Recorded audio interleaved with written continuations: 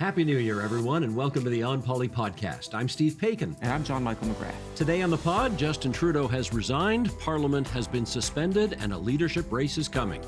We look at the story of a former Scarborough MPP who found himself homeless, yet also discovered he has lots of friends. Ontario was supposed to be fully accessible right now. Spoiler alert, it isn't. So now what? And your column, my column, focuses on what the months ahead could bring for Ontario voters. And I'll focus on Doug Ford's number one decision in 2025. It's Friday, January 10th, 2025, our first episode of the new year, so let's get to it.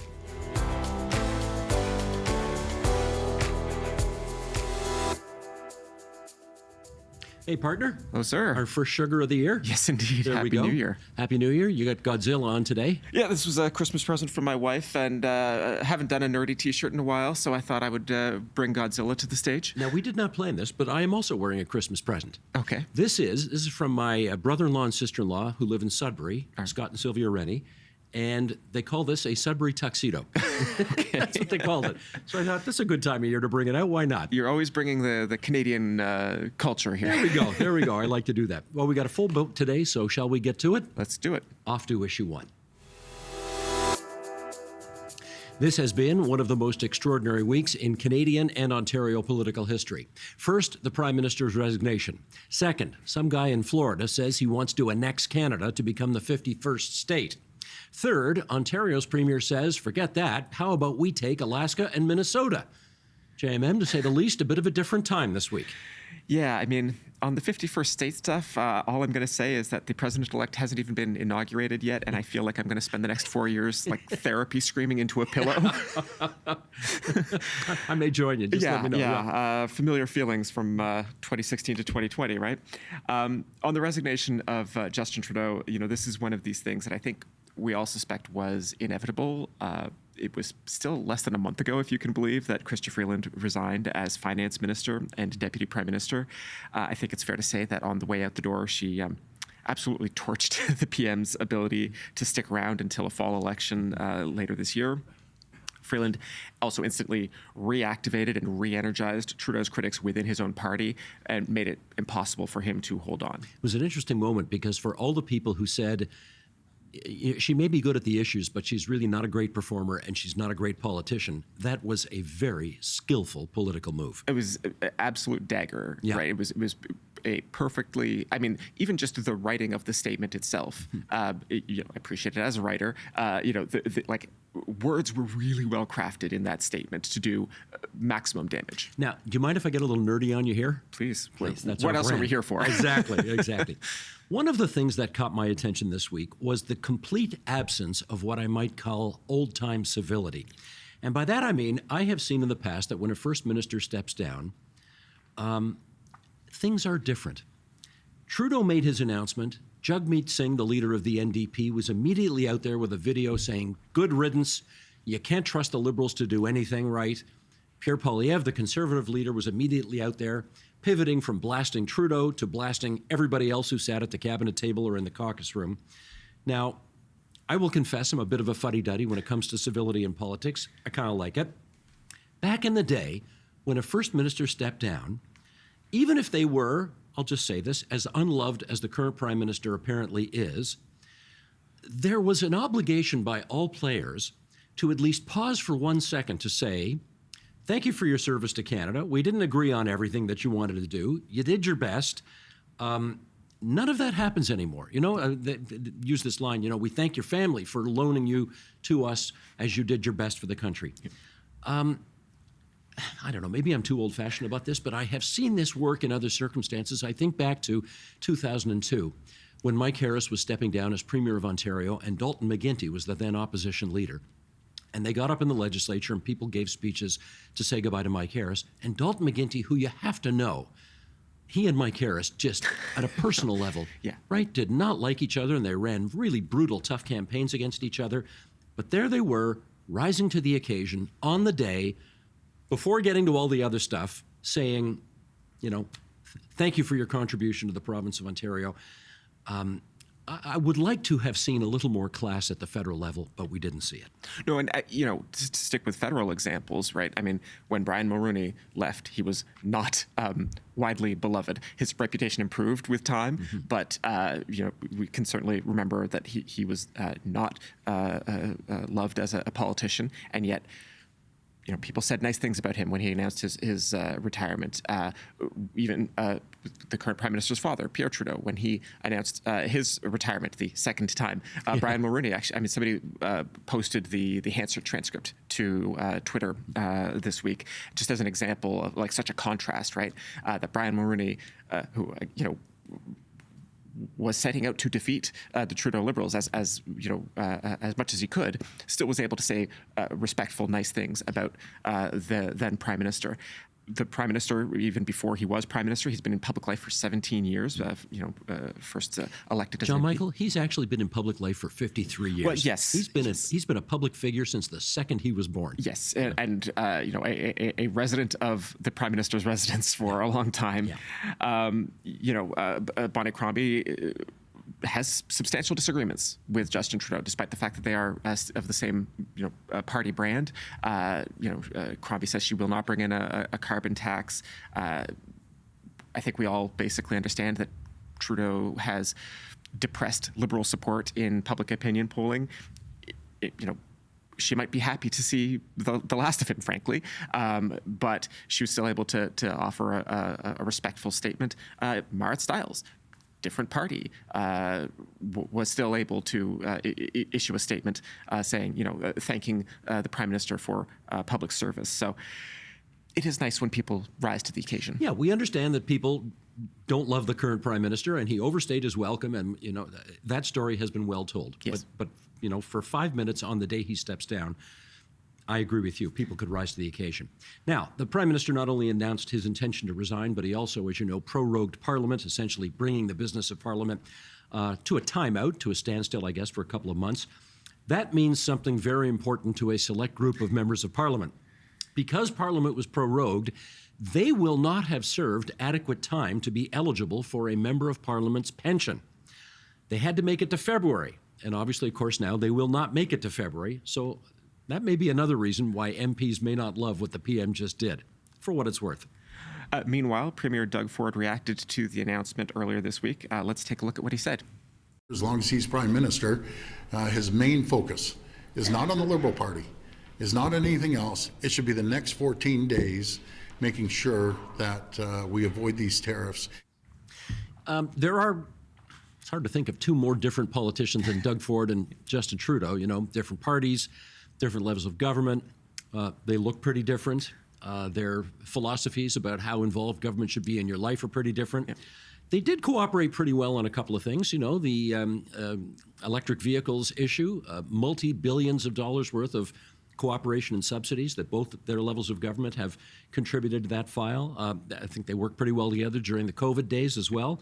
Public transit, the province has managed to convince the federal government to pony up multiple billions of dollars for that. So, they're very different guys, but they did manage to find the sweet spot on occasion and work well together. However, now with Parliament prorogued, what exactly can and cannot happen as we all start to think about what our response to the Trump tariff threats ought to be? Well, so governments alone don't pass laws, right? Neither the federal parliament nor actually the Ontario legislature are sitting right now. Just before the holidays, the Ford majority at the legislature extended their winter break into March 3rd. It would have been back 2 weeks earlier otherwise. So nobody at the provincial or federal level can make any kind of legislative response to anything that happens south of the border. That said, despite the ambiguity currently in Ottawa, the Prime Minister is still the Prime Minister, his cabinet is still the cabinet, and there is a lot they can do short of passing new legislation. Basically, the powers of the Prime Minister are unchanged, right? So at the federal level, we know that they are discussing what kind of retaliatory tariffs the Canadian government might impose on American goods. He's making a list and checking it twice. Exactly. If I can steal a line. One of the proposals, when governments write up these lists of the kinds of tariffs, right, they try to think of ways that will target politically sensitive constituencies in the United States, right? So Florida orange juice is one of those things that would target not just a Republican state, but a state the president is currently a resident of, Yes. or president-elect, I should say. So that's the kind of thing that they are thinking about. And that is something that the Prime Minister and his cabinet can do without needing to recall MPs for any kind of vote. Doug Ford, of course, has also talked about responses that Ontario could muster. Before the break, we talked about things like the LCBO not buying as much American alcohol. And there's also been some discussion, I'm not even sure how this would work, but Ontario cutting off electricity supplies to the Midwestern states that we are connected to their power grids. But he's also trying to, give carrots and not just sticks, if I can put it that way. He has this week proposed, actually knitting our energy systems even more tightly together. Mm-hmm. Things, like Ontario building more and faster nuclear plants in order to help supply clean energy to the United States. So he is trying to both sweeten the deal with American politicians, as well as recognizing that if these tariffs come in, both Canadian and provincial governments are going to have to respond in ways to defend our own economic interests. Much more to come on this one. Absolutely. And with that, we're off to issue 2. Over the holidays, the Toronto Star published a story about former Scarborough MPP Lorenzo Berardinetti, who found himself living in a homeless shelter. It was a sobering story about how fast life can change, and in particular, the precariousness of political life. Let's start with a little background here, shall we? Yeah, this was actually something that came up first because of some filings that Berardinetti had to make after running in an election. When you run for an election, the City of Toronto audits your campaign spending after the fact, and Berardinetti had to basically write a letter saying I cannot repay my campaign debts because I am currently without any resident or income. Berardinetti is a lawyer by trade. He was first elected to Toronto City Council in 1988, won his seat provincially in 2003 in Scarborough Southwest. He was a Liberal MPP for Dalton's first majority government and proceeded to hold that seat for 15 years for the entirety of the Liberal tenure at Queen's Park until the 2018 election, where Berardinetti, like a great many Liberal MPPs, lost their seats. That, of course, does not end the story. In 2022, Berardinetti had a massive seizure and actually he ended up in a coma for about a month. And he's now trying to rebuild his life by starting up a new law firm. He hopes to work with Legal Aid Ontario to help newcomers and refugees. But that medical incident seems to have been one of the things that really drained a lot of his savings and left him in his current financial state. And he had a divorce in there as well, so his life really fell apart. Yes. Now, a couple of things here. First, the political world, I have to say, really responded well when the story in the Star was first published. There's a guy that many of us know named Justin Van Dette, who's kind of he's a political volunteer / backroom boy / fixer in East York, Ontario. And he looked at this situation and he said, I can't let this happen. And so he organized a GoFundMe page for Lorenzo, and people from all parties donated, for John Tory, Kathleen Wynne, across the political spectrum. The other point that needs to be made here is that, and this will come as news to many of you watching and listening right now, members of the Ontario legislature don't have a pension. They don't have MPPs' pensions. They do federally, they don't provincially. Mike Harris, 30 years ago, got rid of MPPs' pensions. This is always very funny because, I play hockey a couple of times a week, and when I talk to my hockey buddies, sometimes they will start railing about politicians being overpaid. Pensions, Gold-plated pensions and overpaid this and that. And I said, how much do you think the pension at Queen's Park is worth? And they'll go on to list some ridiculous figure. They probably all make 120 grand a year. I said, would it surprise you to know that the pension hasn't been around for 30 years? And they're all shocked. So in a strange way, Mike Harris got a real political bump 30 years ago by saying he was going to get rid of the pension. But then I think everybody's sort of forgotten that that's happened. And the reality is there are no pensions at Queen's Park anymore. When Kathleen Wynne was the premier, she, I think, along with the other party leaders, discovered that it was becoming increasingly difficult to get people to give up decently paying careers to run for provincial parliament if, we're saying to people, give up your best years of good earning potentially, and at the end of that, we're going to leave you unemployable and with no pension. So it's it's not all that appealing if you look at that. They thought they had a deal to make it happen, but what happened? Well, the deal unfortunately fell apart. Kathleen Wynne became convinced, or her advisors convinced her, that this was going to be unpopular, and that even if it was a all-party agreement, she was going to be the one to wear the blame for it. The Liberals were, as any government is wont to do, they were trying to get reelected. They knew it was going to be a tough election, and this was one of those things they decided they were not going to pay the political price for. So you've watched this for a while. What kind of impact do you think this has on dealings at Queen's Park, getting people to run, all of that kind of thing? Well, I mean, we've talked before about, MPPs choosing not to run again because of the financial insecurity that the lack of a pension has, right? We've seen that cited just in this last legislature. I mean, Todd Smith has said that was one of the reasons that he decided to leave public office.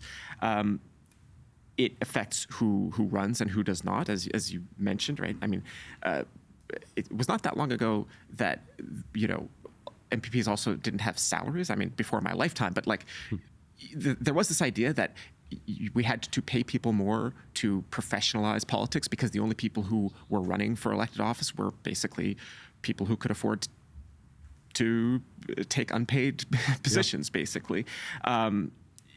Being from we don't want a legislature that is just full of, frankly, rich people who can afford to take a few years off, right? Berardinetti talked about how his father worked in a lumber mill, right? It's a sign of mobility when the child of a guy in a lumber mill can rise to be an MPP. People really don't want to hire someone who lost their seat as well. There's a handful of exceptions to that, right? Some very prominent cabinet ministers can probably survive losing an election, but for the vast majority of MPPs, when they lose, that's a real hit to their future career. At the end of often years, in some cases decades of service, people end up without incomes, without a pension, and in the worst case scenario, in this case, they end up homeless, right? I can imagine some people saying to themselves right now, come on, boys, do a little reality check here. There's lots of people hurting all over, and that is absolutely true. Yes. However, let's remember, Toronto City Councillors make a bigger salary than members of the Ontario Legislature. Yep. That is odd, if you ask me. Not only that, there have not been a salary increase at Queen's Park in 15 years. Yep. The salary's been frozen for a very long time. Yep. If you want good people to run for public office, at some point, this issue has got to be dealt with. I understand it's box office poison when it comes to a government trying to push this through. But the reality is, people won't stop being politicians at Queen's Park. They won't leave Queen's Park. We won't get the kind of, dynamic turnover that maybe you want if people are hanging on because they've got no pension that will take care of their financial needs after they leave. So I think in many ways, it's a bit of a mess. Right. And, if you want quality people, you do have to pay them, right? And we know this in the public service, right? Mm-hmm. Whatever we can say about Phil Verster's legacy at Metrolinx, and many people have said many things, there was a reason why he was one of the most highly paid public servants in Ontario, because it's a big job, and because if you want to hire anybody to run that big a transit system, you're either going to pay Phil Versters or you're going to pay somebody who has his skill set, and those people do not come cheap. That's the way it goes. And with that, we're off to issue 3. 20 years ago, the Ontario Legislature passed the Accessibility for Ontarians with Disabilities Act. It was, if you can imagine, a unanimous vote. The act was designed to develop, implement, and then enforce accessibility standards across the province. The deadline to make the province accessible just passed. It was January 1st this year. The deadline has passed, and here's your spoiler alert. Ontario is hardly what you would call barrier-free. Yes. So according to groups such as the AODA Alliance, the province has fallen very, very short of the vision that the Act put forward. They put out a 10-point plan on how accessibility could still be improved in the province, from stiffer penalties to a residential housing accessibility standard. There have been some changes to the building code to make residential construction more accessible, but clearly not enough to satisfy the AODA Alliance or others. That said, a lot has changed since 2005. Again, spoiler alert, it's been 20 years. But, some of this stuff became very visible during the pandemic, right? COVID created huge accessibility issues for Ontarians.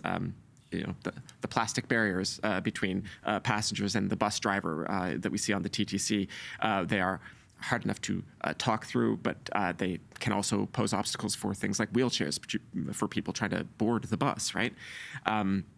Enforcement of the new standards created by the province and by legislation has also been weak, according to the AODA Alliance.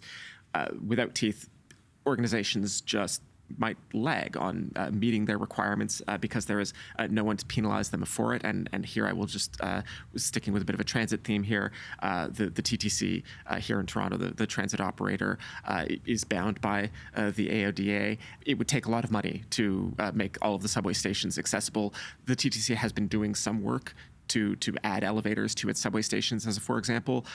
But many years ago, they gave up even the pretense that they were going to meet the 2025 deadline. And when there's no penalty, like, why would you spend all the extra money? Well, and frankly, I mean, we've had David Lepofsky, on the program many times, and he's probably the foremost disability rights advocate in Ontario history. Him or the former Lieutenant Governor, David Onley, the two Davids, they've been pretty good on this issue. And, while Lepofsky obviously wants the government of Ontario to do all it can to move this issue forward, he also said, there's little things you can do too. Like if you're on a bus or on a streetcar, have either automated or have the driver announce what stops are coming up so that if you're visually impaired, you know where you are. And the TTC, normally does that, but for a while didn't do that. And Lepofsky had to complain again to get them to do that. Yeah. So you don't need to necessarily do the multi-billion-dollar subway system redevelopment scheme. There's a lot of low-hanging fruit that could be done to make things better. But as you point out, and they talked about this for the 20 years when this bill was, after the bill was passed, if there are no penalties to not complying with the bill, why would anybody comply with it? So that's part of the problem. Yeah. Okay, and with that, we're off to your column, my column. Time now for our regular feature. We call it Your Column, My Column, in which JMM and I reminisce about the columns that we wrote for our website, tvo.org, over the past week.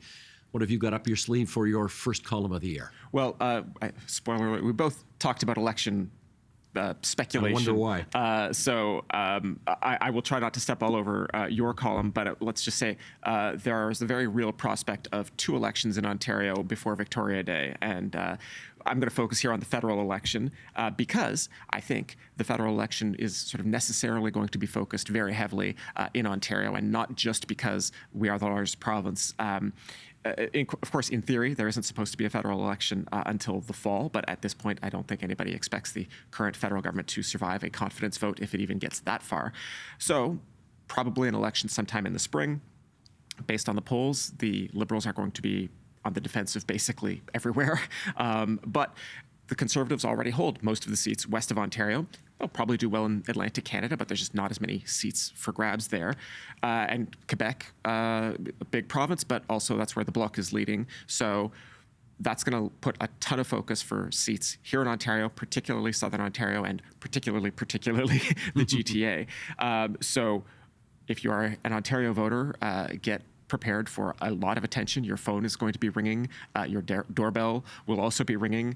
And that's before we even get to the prospect of a provincial election, which leads me to ask, what did you write about this week, Well, Steve? thank you. I'll just pick up that cue right there and say, yes, the number one toughest decision Doug Ford has to make this year, January 2025, is whether he wants to go early to the polls, as so many of the hawks around him are urging, or whether he wants to adhere to the fixed election date law, which is to say the law says the election should be held in June of 2026, so a year and a half from now. Look, there's risks to going both ways. Here's essentially the arguments. The hawks are saying the opposition parties, Premier, are well behind you right now. They have evenly split the anti-Ford vote, so it's sort of a perfect storm for them in a bad way, a great opportunity for the Conservatives in a good way. The PCs are out fundraising their opponents. With Justin Trudeau's departure, there's a real vacuum of national leadership at the federal level right now, and the Premier is trying to fill it, and he's getting good plaudits actually for doing that. The last several first ministers who called early elections all won. Yeah. I know there is this thing that's saying, oh, don't call an early election, the public will punish you. Chrétien went early. John Horgan of British Columbia went early. Tim Houston in Nova Scotia went early. They all won re-election. Yeah. And in fact, Horgan went from minority to majority despite the early election. There's an RCMP investigation into the Greenbelt. Who knows when they're going to report back, but if you wait a year, it's possible the RCMP reports back. Better to go earlier than later. Well, that's another reason for it. And furthermore, if we're going to have a tariff war against Donald Trump, better it should be fought, the argument goes, by a premier who's just renewed his mandate and has got a 4-year shelf life underneath him, as opposed to somebody who's in the last year of his mandate. And, who knows, Donald Trump may see that as a sign of weakness and therefore want to exploit that even more. That's what the Hawks are saying to the premier. The Doves are saying, how's this going to look? You have a majority government. You have another year and a half to go in that majority government. When people ask you, what do you need an election for right now to spend $150 million to go a year and a half early, what's going to be the explanation? If Donald Trump is coming in on January 20th, which he is, do we really want to be focused on potentially a federal and provincial government at the same time? I mean, if our eye is supposed to be on the prize of tariffs, what's all that politicking going to do to that?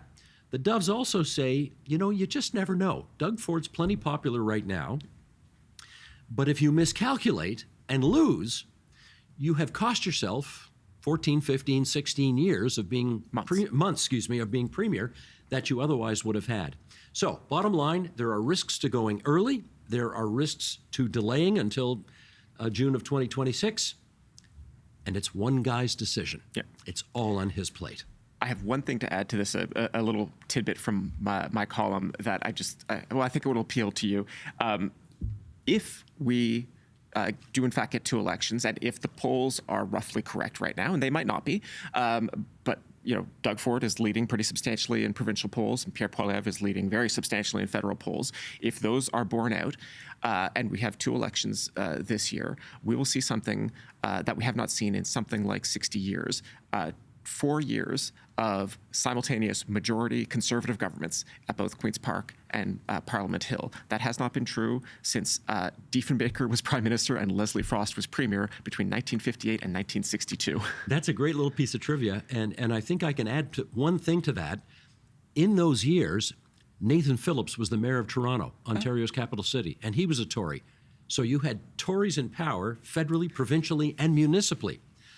That's certainly the only time that's happened in my lifetime. Yeah, so it would be not quite unprecedented, but a very rare thing. And what I say in the column is, elections are always important, but these ones will particularly bear paying attention to. But let's not get ahead of ourselves. Campaigns matter, and there's a lot of balls juggling in the air right now, so we're going to cover it and just watch how it unfolds. All right, let us go to the mailbag. If you've got a burning question for us or an insightful comment, we always love hearing for you at onpolitics@tvo.org. And what have you got this week, JMM? We have a question from listener Eli Zima Lust, I hope I'm pronouncing that correctly, from Mississauga, who writes, "Hello, gentlemen. Big fan of the podcast, as well as your individual works, too. I was recently looking at former federal election riding results, as one does, and came across a John Michael McGrath who ran in the 1996 Labrador by-election for the Reform Party. Wow. I thought I'd ask, does there happen to be any familiar relation with TVO's JMM?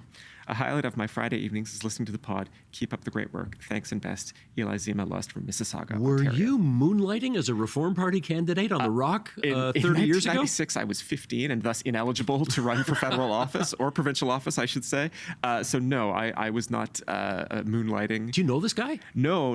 I think I've come across this name before. I think somebody else has flagged it for me. But no, I never met this person. I did do some digging, though.